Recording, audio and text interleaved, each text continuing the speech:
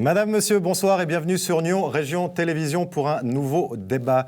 Un débat non pas politique cette semaine, mais de société, puisque nous nous penchons sur le cas du site internet Airbnb, ce site qui permet donc aux particuliers de mettre à disposition leur appartement aux voyageurs. Nous avons sur ce plateau Jessica Jacou, bonsoir, vous êtes députée socialiste, vous habitez à Nyon, et nous avons également Jasmina Saliovic, vous êtes fondatrice de l'entreprise Chambre d'amis. Alors pour commencer, mesdames, j'aimerais savoir si vous pratiquez Airbnb à titre personnel. Oui, j'ai eu l'occasion de le pratiquer lors de mes vacances et de mes déplacements à l'étranger. Très bien. Alors, vous, je ne vous pose pas la question puisque c'est un petit peu votre métier. D'ailleurs, est-ce que vous pourriez nous l'expliquer, votre métier? Si je résume, Airbnb consiste à mettre en relation quelqu'un qui loue son appartement à titre provisoire à quelqu'un qui voyage, et puis vous arrivez au milieu pour faciliter cet échange. Comment ça marche? Pour faciliter, pour sécuriser, je propose un service de mise en valeur d'objets. Donc pour tous ceux qui éventuellement auraient une chambre, un appartement. Comment les gens vous contactent? Comment viennent-ils à vous? Pourquoi viennent-ils à vous? Grâce à vous. D'accord, merci. Les médias. Je prendrai une commission, j'espère bien. Royalties. Non, mais c'est-à-dire que si moi, je veux mettre mon appartement à disposition, il me suffit théoriquement d'aller sur le site internet Airbnb. Qu'est-ce qui font que des gens ont besoin de vos soins? Éventuellement, ils ne maîtrisent pas l'outil, ils ne parlent pas anglais, ils n'ont pas le temps, simplement, ou ils sont issus d'une branche du marché où ils sont professionnels et éventuellement ils veulent un service professionnalisé. Très bien. Et puis, est-ce que ça les rassure? Ça rassure toujours d'avoir quelqu'un à qui parler chez soi, enfin en Suisse. J'ai beaucoup de gens qui m'appellent, qui sont perdus, qui font des bookings sur Airbnb, qui ne sont même pas mes clients, qui m'appellent pour savoir comment résoudre telle ou telle situation. Parce que quand ils doivent appeler à San Francisco et puis tomber dans un call center où on ne leur parle pas français, ben voilà, c'est compliqué. Jessica Jacou, quand vous voyagez justement, vous avez confiance en le site lui-même ou vous pourriez passer par un intermédiaire également pour vous soulager de vos anxiétés de voyageuse? Alors, aucune anxiété pour ma part quand je voyage, donc pour l'instant j'ai réussi à me débrouiller toute seule, mais effectivement le service qui peut être offert par Chambre d'amis, j'arrive à comprendre pour quel motif des clients se tournent vers vous. Alors, très bien. Jasmina Saliovic, pardon d'avoir écorché votre nom. On dit de vous que vous êtes la reine du Airbnb en Suisse romande, que vous avez 200 appartements en location, en gestion tout du moins, et que vous faites près de 400 réservations par mois. 850 voilà. Personnes logées par mois. Est-ce que ces chiffres sont vrais, à peu près vrais? Oui, ils sont vrais. D'accord. Donc, votre entreprise, aujourd'hui, vous prenez entre 10 et 30 francs de commission pour chaque réservation. Est-ce que c'est juste? Oui, disons que ça se situe entre 12 et 27 %. Très bien. C'est une activité qui est en hausse, j'imagine. Vous avez commencé il y a quelques années? 4 ans maintenant. Aujourd'hui, vous avez toujours plus de demandes? J'en ai régulièrement. Le marché s'est diversifié, il y a différents objets qui sont amenés maintenant à utiliser ce canal de vente et j'ai suivi la tendance, donc mon parc n'a fait que d'augmenter. Je dirais que les gens forcément, plus de gens utilisent Airbnb, plus de gens se disent « Ah bah tiens, temporairement, pourquoi je n'utiliserai pas aussi ce canal de vente ?» Oui, je pense que le marché, il évolue énormément. Et les critiques dont vous avez pu faire l'objet en disant il y a quelqu'un qui se sucre au passage, qui prend des appartements pour se faire un salaire, qu'est-ce que vous les entendez? Vous les avez entendus? Des gens qui s'orienteraient là-dedans pour gagner leur vie? Voilà.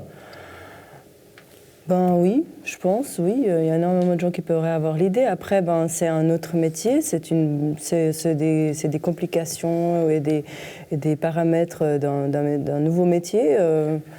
Est-ce que je les encourage? Non, parce que du coup, j'ai vraiment un appartement à gérer. Avant qu'on commence l'émission, vous expliquez que Airbnb n'a pas réinventé la roue. Avant, les gens mettaient en location leur appartement sur des sites de petites annonces, qui existent toujours d'ailleurs. Alors, justement, on parle souvent de la soustraction des biens en parc locatif ordinaire, ou en tout cas de la rétention de biens, on va parler justement d'objets. Oui. Mais en réalité, en tout cas, et de mon avis et des recherches que j'ai faites, il y a en ce moment même 2000 annonces sur Anibis. Pour des appartements meublés à courte durée. Ça veut dire que le Suisse, il est conservateur dans son confort. Il essaye de se dire comment est-ce qu'il va passer un cap. Alors, est-ce qu'il doit voyager ou est-ce qu'il doit aller étudier ou est-ce qu'il doit aller faire quelque chose?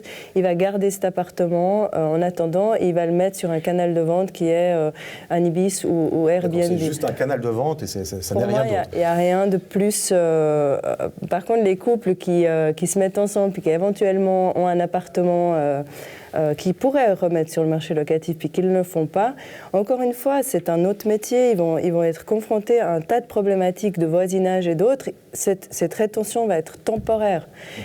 Et si réellement, aujourd'hui, ils vont utiliser Airbnb, mais comme si Airbnb n'existait pas, pour moi, ils seraient allés sur un Ibis, parce que sur un Ibis, les Suisses adorent échanger un tas de choses. Donc, on est bien d'accord, c'est un faux procès qu'on fait. C'est un faux procès pour Airbnb. Jessica Jacou, on l'a dit, vous êtes députée socialiste. Si vous êtes là, c'est notamment parce que vous avez déposé un postulat au Grand Conseil, un postulat qui demande au canton d'essayer de chiffrer les appartements qui seraient retirés au marché par Airbnb. Alors, quand je dis par Airbnb, ce n'est pas la société elle-même, c'est par le marché de Airbnb. Oui, tout à fait.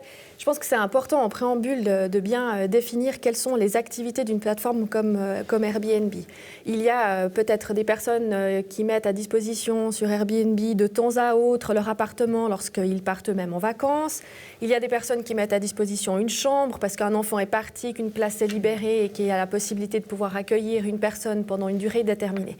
Je précise cela pour dire que ces activités-là, en soi, pour moi, sont toujours existé. Vous l'avez énoncé par rapport à ce qui existait d'abord. Donc, c'est pas ça qui pose problème. C'est pas ça qui pose problème pour moi. Il faut bien se rappeler qu'aujourd'hui, nous sommes dans une situation de pénurie de logements, une pénurie qui est particulièrement forte dans des biens locatifs de 3-4 pièces et des logements qui ont des loyers qui sont dits abordables, en tout cas accessibles pour la classe moyenne. Mon souci, c'est de savoir si l'apparition d'Airbnb, ou en tout cas son fort ancrage dans le marché suisse, a donné l'envie ou a tenté certaines personnes, voire même certaines agences, à mettre sur Airbnb durablement des appartements au lieu de les mettre sur le marché locatif ordinaire. Et cette situation-là, si elle existe, si on a un nombre important d'appartements qui sont concernés par ces agissements, à ce moment-là, c'est autant de familles qui ne peuvent plus accéder à leur marché de logement durable et qu'on précarise encore plus dans un logement qui est déjà saturé. Très bien. Donc si je résume rapidement, le marché de la location est tendu. Vous êtes socialiste, vous poussez pour un programme de développement de logements, notamment par les collectivités publiques et des loyers généralement abordables. Et puis tout d'un coup, vous faites des efforts d'un côté et vous voyez de l'autre que des privés retirent leur appartement du marché, ce qui annule à peu près tous vos efforts. Oui, c'est un peu la question de savoir si on déshabille Paul pour habiller Jacques. Si on fait toutes les démarches qu'on fait aujourd'hui pour inciter les collectivités publiques et leur donner plus de moyens pour construire des logements, principalement des logements à loyer abordable, c'est pas pour qu'en parallèle, on ait autant de logements qui sortent du marché locatif par des particuliers ou d'autres agences qui commencent à jouer aux bailleurs de leur côté. Alors, qu'est-ce que vous pensez alors de l'activité de Mme Saliovic ? Alors, je pense que son activité, elle est tout à fait large et variée, comme je l'ai dit, de louer une chambre d'amis pendant une période donnée ou louer un appartement pendant 2 semaines. À nouveau, pour moi, on n'est pas du tout dans des activités qui ont un impact durable sur le marché locatif ordinaire. Oui, ça pose d'autres soucis, tels que la taxe de séjour, des questions d'impôts.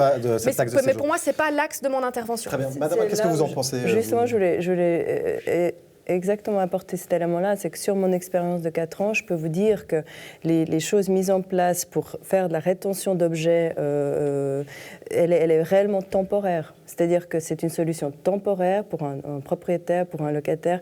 Et finalement, à quel point est-ce que ça a plus d'impact ? Est-ce que Airbnb réellement a facilité, incité ces agissements ? C'est un nouveau canal.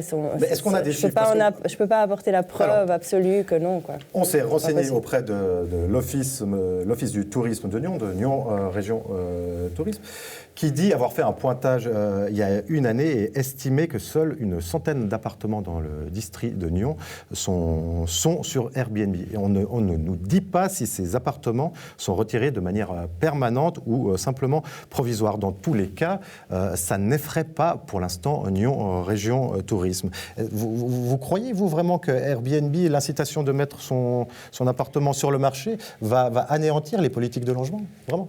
Sincèrement, je pense que ça peut troubler certaines périodes de l'année, justement, où certaines personnes pourraient chercher un appartement à un moment donné et ne pas retrouver d'objets sur le marché, une pénurie plus importante à un moment donné. Mais à long terme, non, parce que, encore une fois, chaque personne qui s'orienterait éventuellement, et on parle de gens ordinaires, est-ce que ça incite des plus grosses sociétés ou des plus grosses structures à faire ça? Je dirais que c'est les textes de loi qui devraient être adaptés à ça. Et comme j'ai reçu une information du bureau de logement de la commune de Lausanne, il y a des textes de loi qui interdisent, par exemple, à une régie de dire, voilà, on soustrait 40 objets du parc locatif ordinaire pour faire du Airbnb. C'est illégal. Alors maintenant, je ne sais pas comment ça se passe à Genève, je ne sais pas si toutes les communes sont équipées de ce genre d'outils juridiques, mais pour moi, finalement, il y a quoi comme chiffre? Alors, bon, moi, en premier lieu, j'ai basé mon intervention sur une étude qui avait été mandatée par le magazine Bilan, qui était publiée au mois d'août, une étude tout à fait sérieuse qui arrive à la conclusion que rien que sur la ville de Genève, 387 appartements sont durablement retirés du marché locatif par leur mise à disposition sur Airbnb. Et ça, c'est un constat qui est important. Plus de 300 logements, imaginez-vous le nombre de petits immeubles que cela correspond. Donc, face à cette question-là, se pose la question de savoir, est-ce que le canton de Vaud est concerné? Est-ce que la région de Nyon, de Lausanne sont concernées également? Donc, en premier lieu, je pense qu'il faut faire un état de la situation. Combien de logements sont concernés? Ensuite, se poser la question de savoir si la législation actuelle, finalement, elle suffit à améliorer la situation. Auquel cas, il faudrait peut-être veiller à sa juste application ou améliorer son application.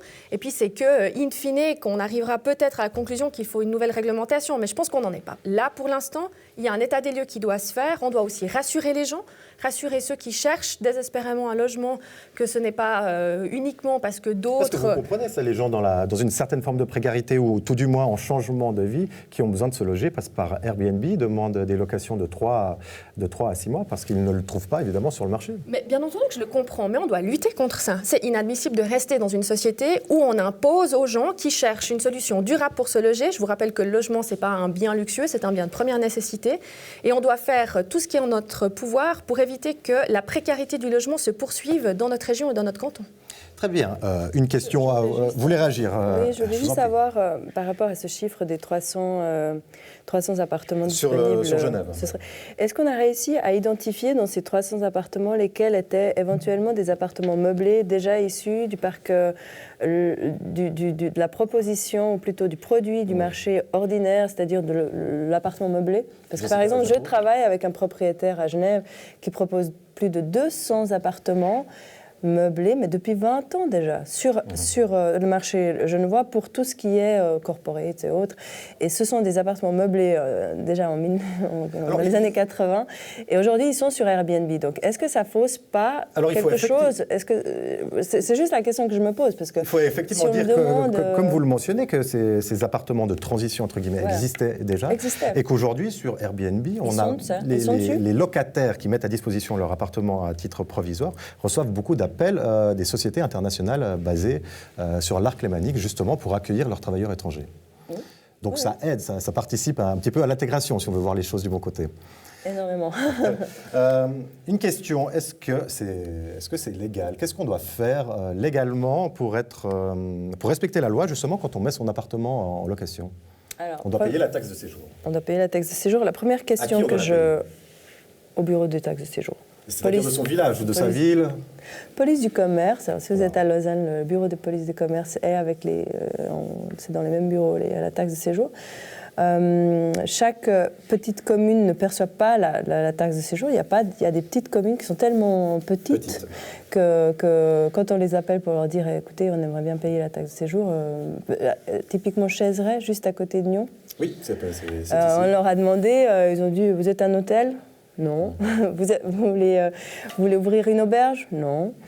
Bon, alors voilà, il n'y a pas de taxe de séjour. Donc, c'est très facile de se renseigner auprès de sa commune s'il y a des... Et vous, alors, sans faire encore de la pub pour votre entreprise, mais effectivement, vos clients payent cette taxe de séjour. Alors, vous les y obligez? Je ne peux pas les obliger, sincèrement. Je vais pas les y inciter? Je les incite parce que s'ils veulent... quoi qu'ils veulent faire sur le long terme, publiquement, sur une plateforme comme ça, accessible à tous, je ne vois pas comment ils pourraient passer entre les fils. Voilà, entre les filets.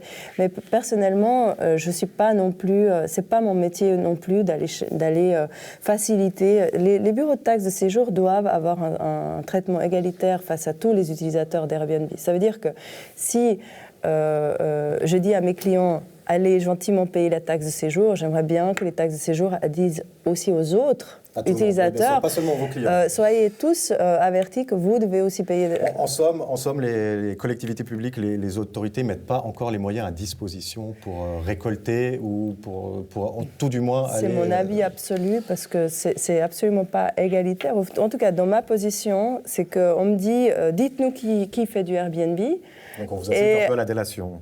Mais j'ai dû le faire. Il y a des clients, j'ai dû le faire. Puis à un moment où je me suis rendu compte que ce n'était pas égalitaire, j'ai dit, bon, bah, écoutez, c'est pas égalitaire. Jasmina Saliovic, vous évoquiez avant la mission un autre point, une sorte d'inégalité qui pourrait vous parler, Jessica Jacou, c'est que les propriétaires d'appartements qui, a priori, ne sont pas dans le besoin, ont le droit de sous-louer de manière rapide et provisoire sur Airbnb, alors que les gens qui ont le droit de faire du profit, alors que les gens qui seraient un peu plus dans le besoin, qui sont locataires, n'y sont pas tenus, les régies veillent au grain. Oui.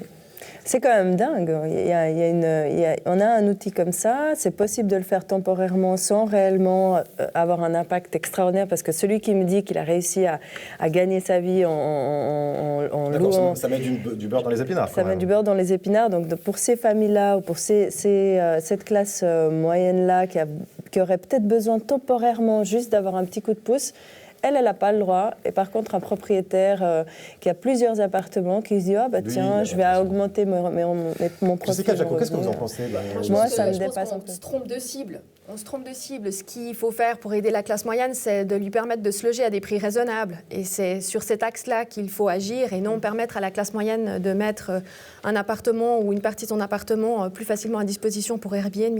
Je crois qu'il ne faut pas qu'on confonde les sources et les conséquences. Ce dont on parle aujourd'hui sont souvent la conséquence d'un marché du logement tendu.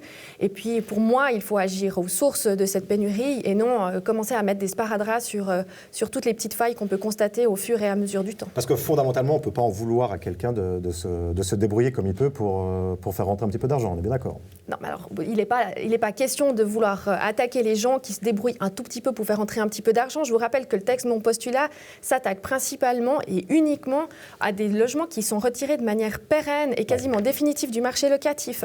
Et puis, c'est des familles qui cherchent à se loger, qui cherchent des appartements depuis des mois parce qu'un nouvel enfant arrive ou parce qu'ils se mettent en couple. Et c'est ces gens-là qui sont péjorés par le retrait du marché. Ce n'est pas des gens, je le rappelle, qui utilisent une plateforme comme Airbnb pour se dépanner les 2 semaines de vacances d'octobre. Jessica Jacou, est-ce que selon vous, ou est-ce que vous le craignez, est-ce que les agences immobilières, donc qui mettent normalement des appartements à long terme à disposition, est-ce qu'elles retirent aussi de ce marché des appartements pour les louer à court terme et faire un bénéfice plus rapide? Oui, alors il y a eu des cas, notamment à Genève, qui ont été dénoncés. Moi, je ne sais pas de quelle manière est-ce que ça se pratique beaucoup dans le canton de Vaud. J'imagine que la tentation peut être grande. Je sais aussi que les régies, elles agissent sur mandat des propriétaires, donc il ne faut pas non plus tout le temps les blâmer. Elles ont aussi des propriétaires derrière qui leur donnent des instructions. Mais faites vite le calcul. Un logement de 4 pièces de 1 000 francs par mois, si vous le mettez sur Airbnb et que vous en retirez 200 francs par jour, voilà, vous n'avez pas besoin d'être un grand mathématicien pour réaliser quelle est la solution qui vous apporte le plus de profit. Et puis je rappelle en outre que cette manière de faire vous permet en plus de vous soustraire à toutes les règles qui protègent les locataires et qui sont prévues par le droit fédéral, et qu'il ne faut pas permettre à un plan B de se destituer de règles impératives et qui sont là principalement pour protéger les locataires qui sont la partie faible au contrat. Alors moi, Dernière intervention, Madame Saliovic. Je partage totalement son avis et d'ailleurs, mon discours il est assez simple. Quand les propriétaires m'appellent et qui me disent je vais bientôt faire un immeuble ou j'ai un immeuble et j'aimerais faire du Airbnb, en réalité, ils ne se rendent pas compte qu'ils sont sur un marché libre, totalement libre de non-professionnels. Donc quand les non-professionnels baissent les prix, ce propriétaire qui pensait faire des rendements incroyables, il est face à un marché concurrentiel et libre. Donc, sincèrement, non seulement je les décourage, mais en plus, je leur demande bien si l'affectation de leur objet a été prévue pour faire de l'appareil hôtellerie ou du bail commercial. D'accord, s'ils sont dans les clous. Ce qui est complètement impossible d'obtenir si jamais ce n'est pas déjà le cas. Donc, réellement, dans la réalité, c'est beaucoup plus compliqué et beaucoup plus orienté sur du capital risque que de simplement se dire « Ah bah tiens, je suis attiré par ce grand loyer de 4 000 francs ou 5 000 francs que je pourrais faire à la place de 2 000 ». Très bien. Mesdames, merci infiniment d'avoir participé à ce débat. On suivra avec attention la réponse du Conseil d'État à votre postulat. On en reparlera. Nous terminons ainsi ce débat pour cette semaine. Nous vous remercions de l'avoir suivi et vous donnons rendez-vous la semaine prochaine. Merci, bonsoir.